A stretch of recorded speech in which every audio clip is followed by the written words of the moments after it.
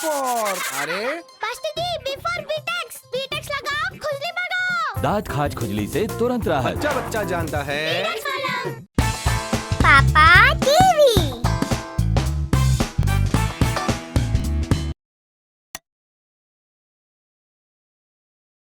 पिछले एपिसोड में आपने देखा कि वीर का राज तिलक उसके माता पिता करने वाले होते हैं।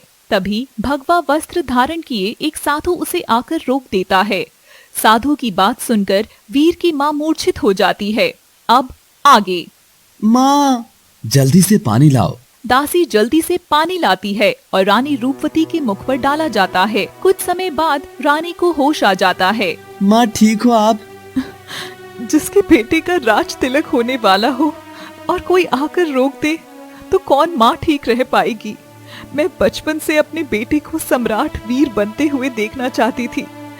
देवी, मेरा उद्देश्य आपको दुख पहुंचाना नहीं था, लेकिन मैं स्वार्थी हूँ और मैं नहीं चाहता कि वीर का राज तिलक हो। आप कौन हैं और वीर के भविष्य का फैसला कैसे ले सकते हैं?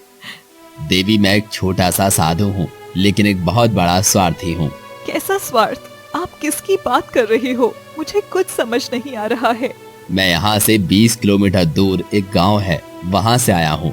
वहाँ पर एक बहुत बड़ी समस्या आ गई है और मुझे पूरा विश्वास है कि वीर ही उसे हल कर सकता है। यह आपकी समस्या है महाराज। इससे राज तिलक में अपशकुन कैसा? इसे क्यों रोका है? मैंने पहले ही कहा है कि मैं एक बहुत बड़ा स्वार्थी हूँ।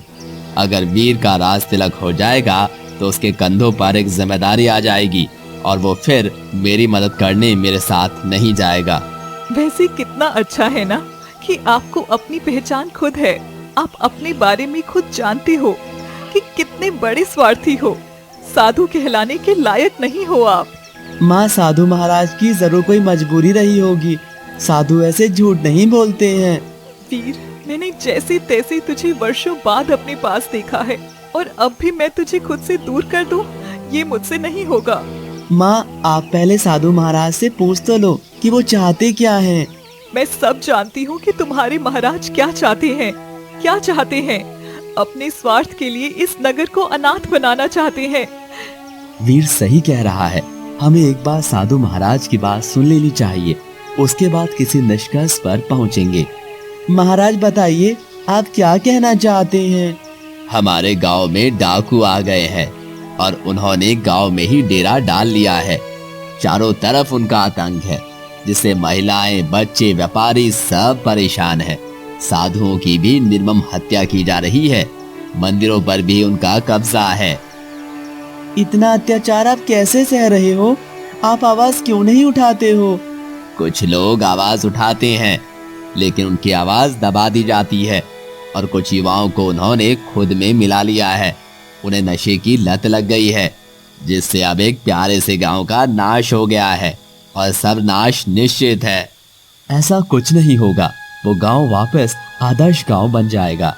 एक साधु आपके द्वार पर भीख मांगने आया है। मुझे कुछ दिन के लिए वीर को दे दीजिए। साधु जमीन पर झोली फैलाकर बैठ जाता है। मैं एक माँ से भीख मांग रहा हूँ, क्योंकि हजारों माँ बहनों को लुटने से बचाना है।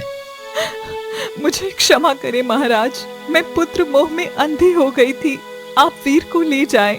रानी रोते हुए अंदर चली जाती है और वीर पीछे से आवाज लगाता है, लेकिन रानी रूपवती रोते हुए अंदर चली जाती है। वीर, तुम जाने की तैयारी करो। मैं भी साथ जाऊंगी। वहाँ बहुत खतरा है, तुम हमारे साथ मत चलो।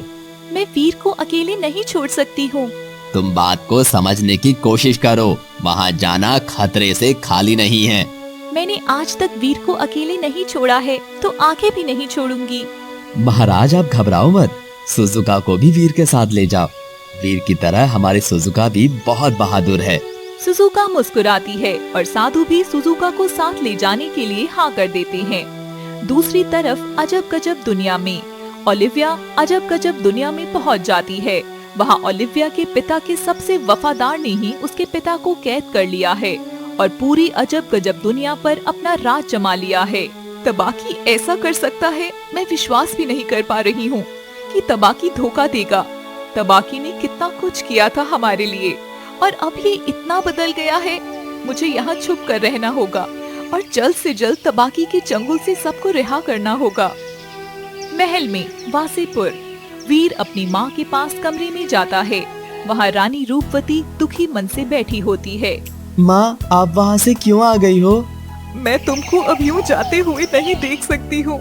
इतने वर्षों से यही देख रही हूँ। माँ, लेकिन हजारों लोगों की जिंदगी का सवाल है, मुझे जाना ही होगा। मैं तुम्हें नहीं रोकूंगी, लेकिन जाते हुए नहीं देख पाऊंगी वीर। मैं जल्दी ही आऊँगा माँ, और फिर कभी भी कहीं नहीं जाऊँगा। हाँ। वैसे भी वो गांव वासीपुर के कितने पास है, मैं जल्दी ही आऊँगा। ठीक है बेटा, विजय भव। वीर माँ के पैर छूता है और आशीर्वाद लेकर बाहर आता है। पिताजी, मैं जाने के लिए तैयार हूँ, आज्ञा दीजिए। राजा रतन सिंह भी उसे जरूरी सलाह देकर और आशीर्वाद देकर नम आंखों से विदा करते हैं। दोनों अपने अपने घोड़े पर सवार हो जाते हैं। साधु महाराज वीर को लेकर जा रहे होते हैं, तभी पीछे पीछे सुजुका भी चल देती है। कुछ देर चलने पर वीर को महसूस होता है कि जैसे उसके पीछे कोई आ रहा है। वीर पीछे मुड़कर देखता है कि सुजुका भी अपने घोड़े पर सवार होकर आ रही है। सुजुका, तुम हमारे साथ क्यों आ रही हो? आगे बढ़ो वीर। पहले बताओ कि तुम क्यों आ रही हो? मैं तुम्हें अकेला नहीं जाने दूंगी। सुजुका, तुम बेवजह जिद मत करो और वापस घर जाओ। मैं कहीं नहीं जाऊंगी। सुजुका, ये बचपना मत करो, बच्चों जैसी जिद मत करो। सुजुका कुछ नहीं बोलती। सुजुका, तुमको वापस लौटना है या मैं यहीं रुक जाऊं? मैं तुम्हें अकेले छोड़कर कहीं नहीं जाऊंगी। महाराज, रुक जाइए। वीर और साधु दोनों वहीं रुक जाते हैं। सुजुका भी घोड़ा रोक देती है और नीचे उतर जाती है। अब क्या हुआ, क्यों रुक गए? तुमसे बात करनी है।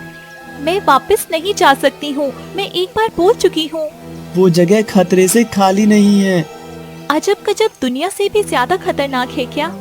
अजब गजब दुनिया। ओलिविया, ओलिविया कहाँ है? मैंने तो उसे महल में देखा ही नहीं। वो वापस अपनी दुनिया में चली गई। लेकिन क्यों? तुम अभी ये मत पूछो और वापस लौट जाओ।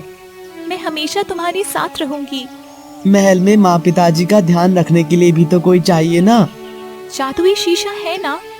तुमने कसम खाई है मेरी कोई बात नहीं मानने की, तो चलो हमारे साथ चलो। सुजुका के चेहरे पर जीत जाने का भाव दिखता है और फिर तीनों घोड़ों पर सवार होकर चलने लगते हैं। कुछ ही समय में अंधेरा हो जाता है और बीच में एक नदी है। वीर, बस इस नदी के पार ही हमारा गांव है। इस नदी को पार करना होगा। ये घोड़े पानी में भी बहुत आसानी से निकल जाते हैं, आप सिर्फ अपनी पकड़ अच्छी रखें। तीनों नदी पार करने लगते हैं। वीर और सुजुका का घोड़ा आगे निकल जाता है और कुछ ही समय में दोनों नदी के पार पहुंच जाते हैं। सुजुका, महाराज कहाँ रह गए? महाराज को घोड़े की सवारी की आदत नहीं है, इसलिए वे पीछे रह गए। सुजुका घोड़े से नीचे उतरकर आराम करने बैठ जाती है। तभी दूर से साधु मदद के लिए चिल्लाते हैं। वीर, मदद करो। वीर वापस घोड़े पर सवार होकर पानी में साधु के पास जाता है, लेकिन तभी दूर से एक तीर आकर साधु के घोड़े को लगता है। घोड़ा पानी में बैठने लगता है। नदी में पानी गहरा है और साधु को तैरना भी नहीं आता। वीर अभी नदी के बीच में ही पहुंचता है कि तभी उसको सुजुका की आवाज आती है। किसी नकाबपोश आदमी ने सुजुका की गर्दन पर तलवार रखी है।